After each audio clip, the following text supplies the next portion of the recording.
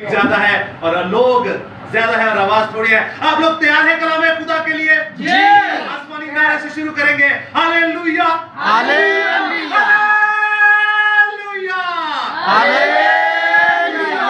दोस्तों, मैं जिंदा खुदा बाप का शुक्र अदा करता हूं कि एक बार फिर से उसने मुझे आपके सामने खड़ा किया ताकि ये दो धारी तलवार कलाम आपके सामने पेश कर सकूं। मैं यहोवा एलोहिम खुदा बाप का शुक्र अदा करता हूं कि एक बार फिर से उसने मुझे आपके सामने खड़ा किया ताकि खुदा की दो धारी तलवार जो बंद कूदे कूदे में से होकर गुजर जाती है उसको आपके सामने पेश कर सकूं। खुदा का वो कलम जिसके बारे में लिखा है ये सोने चांदी के सिक्कों से भी ज्यादा कीमती, खुदा का वो कलम जिसके बारे में लिखा है ये शहद के टपकों से भी ज्यादा शरीर, खुदा का वो कलम जिसके बारे में लिखा है खुदा में कलाम था, कलाम खुदा के साथ था, कलाम खुदा था, यही खुदा के साथ था और यही कलाम तजस्सुम हुआ, यही कलाम मुजस्सम हुआ, यही कलाम मैनिफेस्ट हुआ, यही कलाम इनकार्नेट हुआ और हमारे साथ जिस्म की हालत में रहा। उस कलाम के लिए मैं शुक्र अदा करता हूं जो कलाम हमारी जिंदगियों को पुरनूर करता है। उस कलाम के लिए शुक्र अदा करता हूं जो हमारी जिंदगियों को जिंदा करता है। हम जो जिंदा होकर मुर्दा है लेकिन खुदा का कलाम हमें जिंदा करता है। तो मैं चाहता हूं खुदा बाप के लिए, यीशु मसीह के लिए, खुदा रूह कुदस के लिए, खुदा की पाक शरीयत और जिंदा खुदा बाइबल मुकद्दस के लिए, तहरीरी खुदा के लिए एक बार जोरदार तालियां।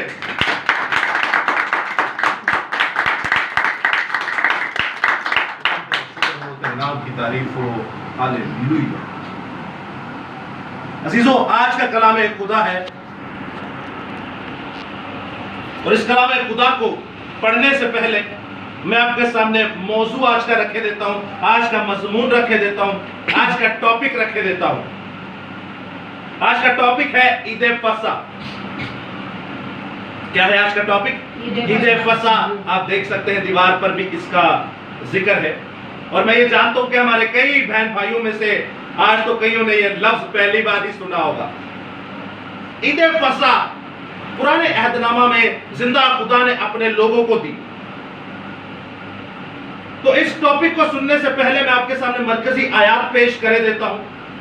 सुनिएगा इस मरकजी आयात को ताकि आज का टॉपिक आपके लिए बाइस बरकत हो और आपको समझने में आसानी हो।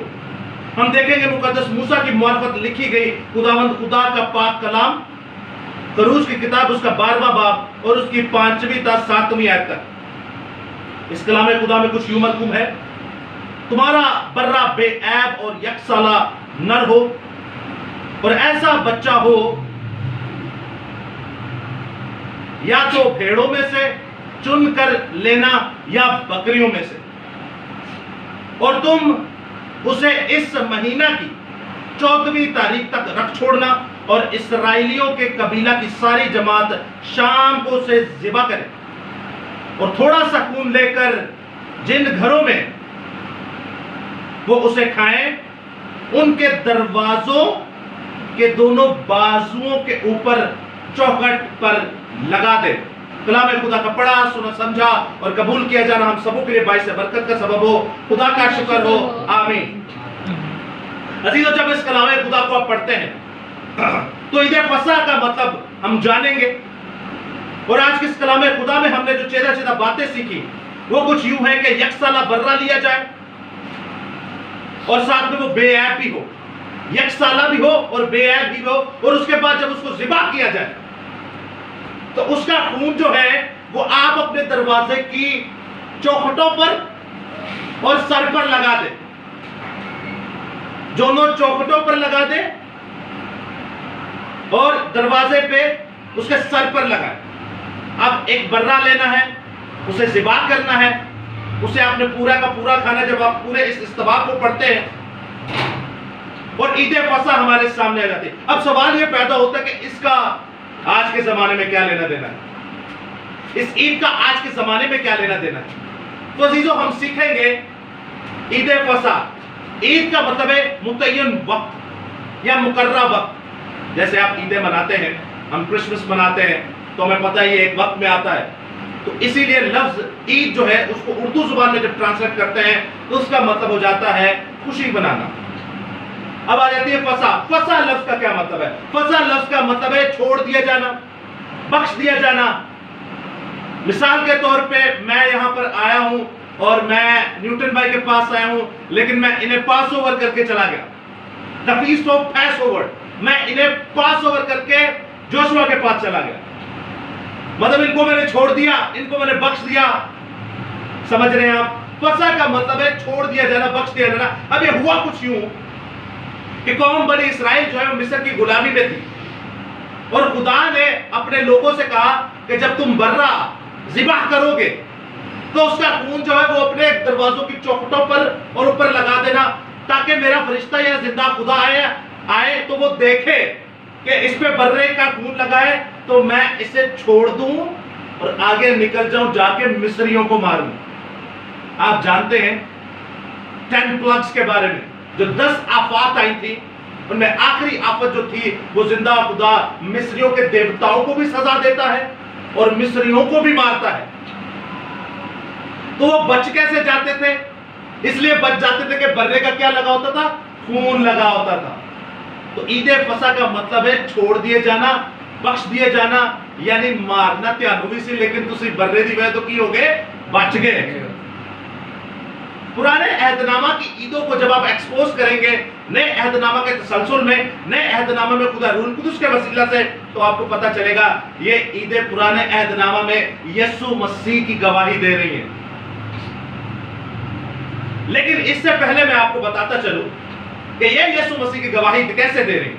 आप देखते हैं खुदा यीशु मसीह कैसे बर्रा कहलाए जाते हैं। यहां पर लिखा है यकसाला। यकसाला बर्रे का मतलब, बर्रा किसे कहते हैं? भेड़ के बच्चे को या बकरी के बच्चे को बर्रा कहते हैं। जो यकसाला, जो 1 साल का, 1 साल का इसलिए क्योंकि उसमें कोई ऐब नहीं पाया जाता, उसमें कोई गुनाह नहीं पाया जाता, उसका किसी के साथ अज़दवाजी कोई रिश्ता नहीं होता, वो एकदम पाक होता है। और ये मसल पूरी होती है यीशु मसीहा पर, क्योंकि वो भी बेऐब थे, वो भी पाक थे। दूसरा आप देखते हैं कि बेऐब होना और यकसाला होना, ये यीशु मसीहा पर सारी जो तमसीलें हैं वो फिट बैठती हैं। उसके बाद आप देखते हैं कि यीशु मसीहा को हलाक करने के बाद, उनकी शहादत के बाद, उनका कत्ल करने के बाद, हमारे लिए उन्होंने अपनी जान का कफारा दिया। उस कबारे के लहू को जब उन्होंने उस वक्त अपने दरवाजा पर लगाया तो उनका पूरा घराना बच गया। और आज आप और मैं जब यीशु के कफारा पर ईमान लाते हैं, यीशु के लहू पर ईमान लाते हैं, यीशु की मौत पर ईमान लाते हैं, तो आपके मेरे गुनाह भी धुल जाते हैं और हम भी बच जाते हैं। ये सारा पुराने अहदनामा में जो सुनहरियो था, ये यीशु मसीहा की एक अक्सी थी, यीशु मसीहा का एक अक्स था। इन्होंने यीशु मसीहा का एक शैडो बयान करना था कि देखिए ये सब जो हो रहा है ये आपकी प्रैक्टिस करवाई जा रही है, ताकि आने वाले वक्तों में एक असली बर्रा आपके पास आएगा। अब हुआ कुछ यूं कि यीशु मसीहा जब शहाना दाखिला करते यरूशलेम के अंदर, तो गधी के बच्चे पर बैठ के आते, गधे पर बैठ के आते।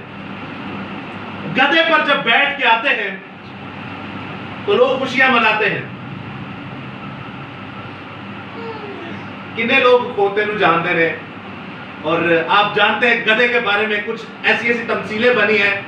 कोई बच्चा कोई बेवकूफी का काम करता तो उनकी कहते हैं वो एक खोतिया या वो गधे। क्यों कहते हैं? अक्सर कोई बच्चा इस तरह का काम करे तो उसे कह देते माँ बाप, पंजाबी में कहते हो खोतिया, या फिर उर्दू में कहते वो गधे, क्या कर रहा है तू? उसको कहते तू बेवकूफी की हरकतें कर रहा है। हम लोगों ने इस जमीन पर गधे को बेवकूफी की अलामत बनाया हुआ है। ऐसे ही है, किसी को चढ़ाना होता है कहते हो गधा। हम लोगों ने जमीन पर गधे को बेवकूफी की अलामत बनाया हुआ है, लेकिन याद रखें यीशु मसीहा उस पर सवारी कर लेता है। यीशु मसीहा क्या करते? उसी गधे पर क्या कर लेते? सवारी कर लेते। इसके अलग अलग ऑप्शंस थे। यीशु मसीहा के बारे में लिखा था यशायाह की किताब में कि जो पैदा होगा वो खुदा कादिर होगा, अब्दियत का बाप होगा, सलामती का शहजादा होगा। एक और उसमें बात की जाती, वो अजीब होगा और मुशीर भी होगा, वो काउंसलर होगा, वो वंडरफुल होगा, वो पीस ऑफ प्रिंस होगा, वो फादर ऑफ एवरलास्टिंग होगा।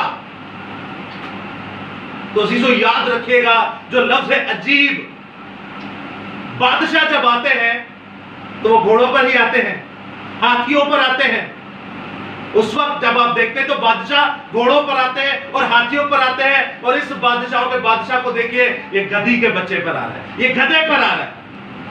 क्या समझते हैं आप? ये एक अजीब बात थी। खुदावंद यीशु मसीह ने गधे पर आना ही था, उसने कहा घोड़े पर आऊंगा तो जंग लड़ने के लिए आऊंगा, हाथी पर आऊंगा तो कुचलने के लिए आऊंगा, लेकिन मैं गधे पर आता हूं ताकि मैं तुम्हें हलीमी बयान कर सकूं, मैं तुम्हें मोहब्बत बयान कर सकूं, मैं तुम्हें प्यार बयान कर सकूं, मैं दुनिया में एक मैसेज देके दूं। Jesus is the message of love. मैं गधे पर हलीमी पर आया हूं, बेवकूफी पे नहीं। हम लोगों ने उसे बेवकूफ बनाया। गधे का मतलब है हलीम हो जाना।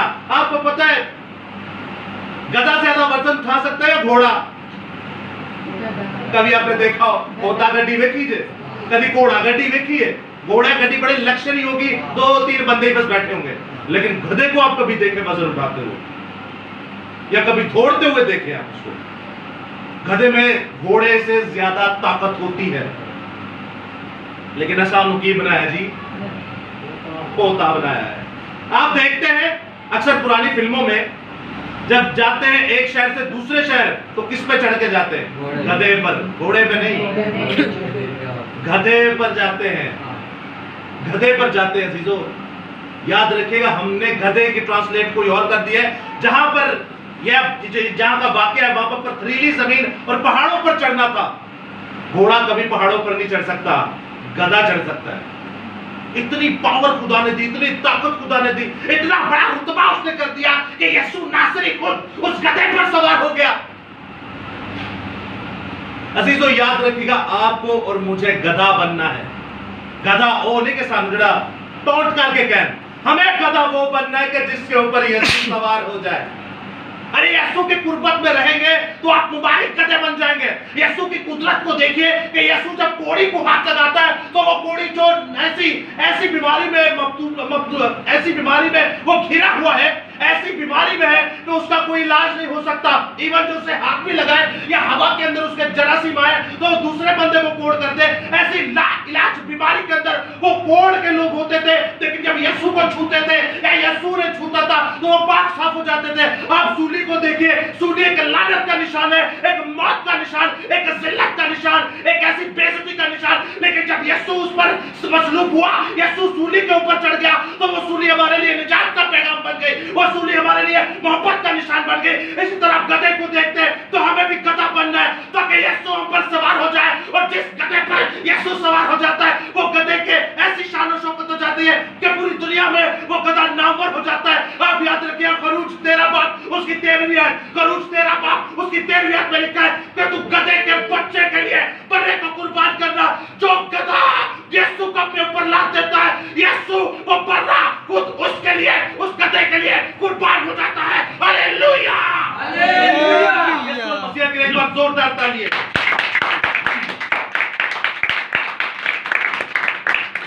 अजीजों गधा बन जाइए ताकि आपकी मेरी कुर्बानी के लिए यीशु यानी बर्रा खुद कुर्बान हो जाए। करूज 13वां बाब उसकी 13वीं आयत में क्या लिखा, मैं आपके सामने पढ़े देता हूं। और गधे से पहले बच्चे के फिदिया में बर्रा देना। गधे का बच्चा कुर्बान ना करे, किदा कर दी, बर्रे नु कर दे। यीशु ने गधे को छोड़ दिया, उसको नामर कर दिया, उसे जिंदगी दे दी और खुद क्या हो गया, कुर्बान हो गया। इसलिए गधे पर आना जरूरी था। बहुत सारी इसकी वेरिएशंस थी। उसके बाद जब आप देखते हैं आखिरी लम्हात में वो पांव धोने की रस्म भी करते हैं। क्या करते हैं? पांव धोने की रस्म। खुदावंद यीशु मसीह को आप क्या मानते हैं अपना, या वो आपके लिए क्या है जी? हाँ, बाप है और खुदा है, निजात देने वाला। खुदावंद खुदा है और कोई? निजात देने वाला, गुनाहों को माफ करने वाला, बादशाहों का बादशाह। तो सबसे बड़ी बात बताऊं, वो कहता मैं बाप में से निकला और दुनिया में आया है। दुनिया में वो खुद खुदावंद खुदा है। खुदावंद खुदा जमीन ते आके तुहाडे मेरे पैर पे धोंदा है। बताइए, तुहाडे मेरे प्यो ने भी कभी साडे पैर नहीं धोते होंगे। आपके बाप ने आपके कभी पांव धोए? नहीं धोए। कोई है जो कहे कि हाँ मेरे अब्बे ने मेरे पैर धोते ने, मेरी बहन ने मेरे पैर धोते ने, मेरे भरा ने मेरे पैर धोते ने, मेरी माँ ने मेरे पैर धोते ने? कोई भी नहीं है। आसमान पर जो खुदा है वो आके आपके पांव धोगा। क्या समझते हैं आप? ये कोई छोटी बात है? हम इन आयत को पढ़ के निकल जाते हैं, फिल्मों में देखकर निकल जाते हैं, लेकिन क्या कभी आपने सोचा है ये हो क्या रहा है? जिंदा खुदा आपसे इतनी मोहब्बत करता है कि वो आसमान से तख्त छोड़कर नीचे आ गया। जिंदा खुदा आपसे इतनी मोहब्बत करता है कि आसमान के फरिश्ते कहते हैं, जिसे कदूस कदूस कदूस, वो कहते हैं रुक जाओ, मैं जरा नीचे जा रहा हूं, अपने बंदों के पांव को धो के आ रहा हूं। जिंदा खुदा की कुदरत को आप देखिए कि जिंदा खुदा जो अपनी मुट्ठी खोलता और जानदार की ख्वाहिश को पूरा करता है, वो आपके मेरे पांव को धोता है। जिंदा खुदा की कुदरत को देखिए जो कहता है कि जमीन को मैंने बनाया, आसमान मेरे हाथों की कारागरी, और पाताल के कीड़े के नीचे, पत्थर के नीचे जो कीड़ा है उसको भी मैं रोटी खिलाता हूं, वो आपके पांव धोता है। जिंदा खुदा ने जो आसमान के लश्कर को बनाया, जिंदा खुदा ने जो जमीन के लश्कर को बनाया, जिंदा खुदा ने जो समंदर और समंदर की मखलूकात को, लश्कर को बनाया, वो आपके पैरों को धोता है। आप में कैसी कशिश है जो उसे तख्त से बुलाकर नीचे ले आती है और आपके पैरों में आपके पांव धुलवा लेती है। लेकिन अजीजों, हम क्या करते हैं? ये एक्ट करना बड़ा जरूरी था। पतरस ने कहा तू मेरे पांव कभी जिंदगी भर ना धो सकेगा। उसने कहा ये जरूरी है। तो पतरस कहते हैं अच्छा चल फिर मुझे नहलाई दे। उसने कहा जो एक बार नहला चुके, इनका एक बार बपतिस्मा हो चुका, उसके बाद नहीं, अब तेरे पांव धोना जरूरी है। क्योंकि जिससे वहां पर एक ऐसी पंचायत चल चुकी थी, कोई कह रहा है जब तू अपनी बादशाही में है तो मुझे दाएं रखना, किसी की मां कह रही है कि खुदावन जब तू अपनी बादशाही में है तो मेरे बेटे को बाएं रखना, कोई कह रहा है मैं बड़ा होऊंगा, कोई बाप ऐसी बात चल पड़ी कि साढ़े जो बड़ा कौन होएगा, साढ़े जो पासवान कौन होएगा, साढ़े जो बिशप कौन होएगा, साढ़े जो पोप कौन होएगा, साढ़े जो इवेंजलिस्ट कौन होएगा, साढ़े जो बड़ा दुबारा क्या होएगा जो तेरी बादशाही आएगी। यीशु ने कहा सबर कर दो, मैं फड़ के पैर ही धो देना कर दो। बताओ जो सबसे बड़ा है, जो सबसे बड़ा है वो क्या धो रहा है? पैर। तो वो कहता है जो बड़ा बनना चाहता है वो पहले क्या बन जाए? छोटा बन जाए। तो ये बड़े भेद हैं आपके सामने। पांव इसीलिए आपके सामने धोए गए कि अपने दिलों की रंजिश को, अपने दिलों के अंदर जो गर्द है, अपने दिलों के अंदर जो नफरत है, अपने दिलों के अंदर अगर आपने किसी को माफ नहीं किया, आप उसे माफ करें, अपने आप को पस्त कर दें, अपने आप को छोटा कर दें, अपने आप को हलीम कर दें, ताकि जिंदा खुदा आपके ऊपर भी ये मसल पूरी कर सके। आपको पता है इस कायनात के अंदर एक ही काम फर्ज है। यूहन्ना 13 बाब उसकी 13वीं आयत पढ़े तो वहां पर लिखा है तुम मुझे उस्ताद और खुदावंद कहते हो सो खूब कहते हो क्योंकि मैं हूं। जब मुझे उस्ताद और खुदावंद ने तुम्हारे पांव धोए सो तुम पर भी फर्ज बनता है कि तुम एक दूसरे के पांव को धोया करो। मसीह की हमने आज तक बात नहीं मानी। जलूस हम निकालते बड़े तगड़े तगड़े। आपने देखा होगा ये क्या हुआ अभी संडे को, कितने लोगों ने जलूस निकाले, लेकिन बाइबल मुकद्दस क्या फरमाती है कि जिंदा यीशु अल मसीहा रातों को बियाबानों में, पहाड़ों में, जंगलों में जाकर पूरी पूरी रात दुआ करता है ताकि हम बच जाएं। आपने कभी अपने खानदान को बचाने के लिए रातों को दुआ की? आपने कभी अपने खानदान को बचाने के लिए दिन भर दुआओं में रखा? लेकिन नहीं अजीजों, हम जलूस जरूर निकालते हैं। हम हर वो काम करते हैं जो बाइबल में, लाइट लगा कहां पता है, बाइबल में हर एक काम जो बाइबल में कहा गया है हम उसे करने में तकराते हैं। लेकिन दूसरी बात यह है कि जो यीशु मसीहा ने कहा है वो हम नहीं करते। उन्हें क्या पैर तो वो एक दूजे दे ਤੁਹਾਡੇ ਤੇ ਕੀ है फर्ज है, पैर तो वो एक दूजे दे ਤੁਹਾਡੇ ਤੇ ਕੀ है फर्ज है। लेकिन अजीजों याद रखिएगा हम पांव नहीं धोते। पांव धोने का मतलब है नहीं कि पैर फाड़ के तो लग जाओ। पांव धोने का मतलब है कि अपनी खुदी को नीचे करें, अपनी खुदी का इनकार करें। तो अजीजों उसके बाद जब आप देखते हैं तो यीशु अल मसीहा को मौत के घाट उतार दिया जाता है और वही आज की हमारी मरकजी आयत है। वही आज की हमारी मरकजी आयतों में लिखा है कि तू बर्रा लेना और बर्रे का लहू अपने दरवाजा पे और दोनों चौखटों पर लगा देना। अब ये खुदावंद यीशु मसीहा ने क्यों कहा? आखिरी बात आपसे करने को, खुदावंद यीशु मसीहा ने ये क्यों कहा कि तू लहू जो है वो दरवाजा पर अपनी चौखटों पर लगा देना? जैसे मैंने आपको शुरू में बताया वो इसलिए ताकि बर्रे का लहू जब वो देखे मौत प्लग या फिर ऐसी अजियत आपके लहू को देखे तो वो आपको छोड़ के चली जाए। फसा का मतलब है छोड़ दिया जाना, बचा दिया जाना, किसी चीज से पैस ओवर हो जाना, पास ओवर कर देना किसी चीज को। तो अजीजों, ये जो लगाया गया लहू, मिसाल के तौर पे दरवाजे के सर पर और चौखटों पर जो दरवाजे पर लहू लगाया गया, आप नहीं जानते कि ये पिक्चर किसकी है। पुराने अहदनामा में तो हमें लगातार नजर आता है कि ये यीशु का लहू है, और याद रखिएगा ये जो शक्ल बनती है ये सलीब की बनती है। आज एरे ते मान ले आओगे ते बच जाओगे, उस टाइम ओरे ते मान ले हंत की हो गए बच गए। और वो जड़ा शक्ल सी छवि सी एदी, आप देखते हैं आज भी गैर कौमें इसको नहीं मानती। कई तो कहते हैं बेहोश हो गई और जगह कोई और लटक गया, कई कहते हैं खुदा ने जिंदा ही चुक लिया, कई कहते हैं वो कैसे मर सकता है। और खासकर हमारे जो इस्राएली यहूदी बहन भाई हैं बहुतेरे, वो तो ये कहते हैं वो अभी आया ही नहीं है। अजीजों, इस पर जो ईमान लाएगा वो बचेगा। खुदावंद यीशु मसीह ने पहले एक शक्ल बनाकर दिखा दी कि आप दरवाजों के बाजू के ऊपर क्या करें, लहू को लगाइए। और सलीब को भी आप जानते हैं, सलीब ही क्यों भाई, तलवार से मार देते, गोली से मार देते, डंडे मार मार के मार देते, कोड़े मार मार के मार देते, मर तो वो तकरीबन गए थे। जान उन्होंने सलीब पर दे दी, तब भी बातें कर रहे थे, कलमात अपने सादिर कर रहे थे मुंह से, लेकिन मार देते नीचे। सलीब ही क्यों? इस सलीब को जब आप देखते हैं तो ये सलीब एक तो ऊपर का इशारा करती है, दूसरी ये जो सलीब है ये साइड का इशारा करती है, दूसरी जो सलीब है ये दाएं का इशारा करती है, और चौथा ये सलीब जमीन का इशारा करती है। यानी जिंदा खुदा बाप जब ऊंचे पर अपने बेटे को लटकाएगा, जिंदा खुदा बाप जब ऊंचे पर अपने बर्रे को लटकाएगा, जिंदा खुदा बाप अपने बेटे यीशु मसीह को जब मारेगा, उसे कत्ल करेगा, तो ये मुनादी एक दो घर के अंदर, एक दो शहर के अंदर, एक दो मुल्क के अंदर नहीं, बल्कि पूरी दुनिया के अंदर, जमीन में और आसमान में होगी। हालेलुया!